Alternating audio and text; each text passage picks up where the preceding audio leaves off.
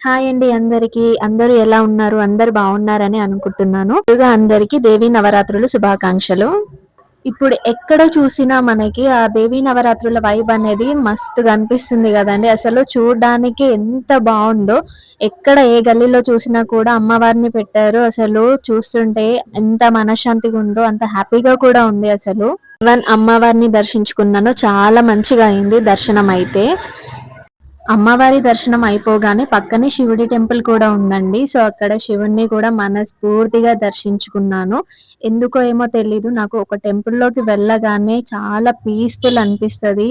నాకు తెలియకుండా కాన్ఫిడెన్స్ కూడా చాలా పెరిగిపోతదండి నాకు టెంపుల్‌లో ఉన్నప్పుడు. ఏదైనా చెయ్యొచ్చు, నేను ఏదైనా చేస్తాను అన్న ఆ కాన్ఫిడెన్స్ అనేదొస్తది. నాకు ప్రాబ్లమ్స్ అనేవే గుర్తుకు రావు.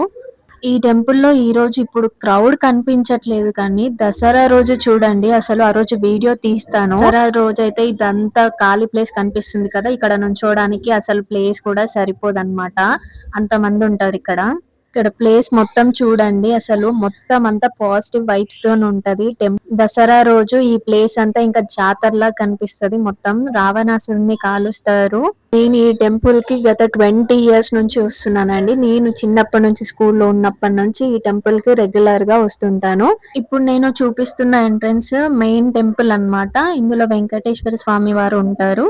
సో ఇప్పుడు ఆ స్వామి వారిని దర్శనం చేసుకోవడానికి నేను వెళ్తున్నాను. అసలు స్వామివారిని చూడగానే అసలు ఎంత ఏదో తెలియని సంతోషం అన్నమాట. హ్యాపీ పాజిటివ్‌గా ఉండడం హ్యాపీగా అనిపిస్తుంది.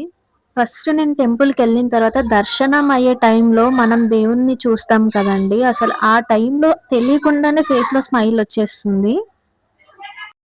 దేవీ నవరాత్రుల్లో ఫస్ట్ డే అంటే మొదటి రోజు అమ్మవారు మాతా శైలపుత్రి అమ్మవారు. సో, ఈ అమ్మవారిని పూజిస్తాము.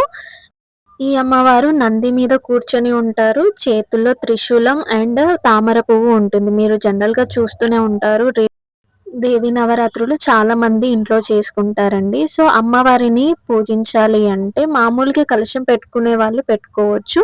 లేదంటే అమ్మవారి ఫోటో పెట్టేసుకొని మీరు ఎన్ని రకాల ప్రసాదాలు చేయాలనుకుంటే అన్ని రకాల ప్రసాదాలు, అది మన ఇష్టం అన్నమాట. ఎంత మంచిగా చేసుకోవాలనుకుంటే అంత మంచిగా చేసుకోవచ్చు.